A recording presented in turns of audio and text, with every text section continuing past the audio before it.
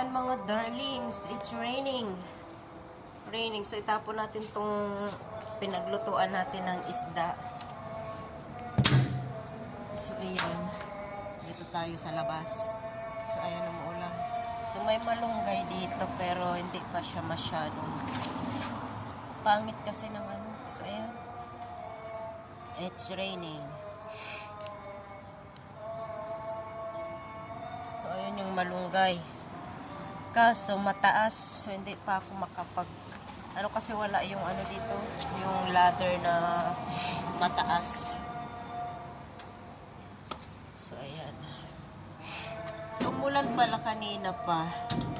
Palibasa nasa taas kami, so hindi namin namamalayan na umuulan pala. So ayan, so bumaba ako kasi nga dito ako nagluluto sa baba. Kaya sabi ko, ala, umulan pala. Ito mga gasol.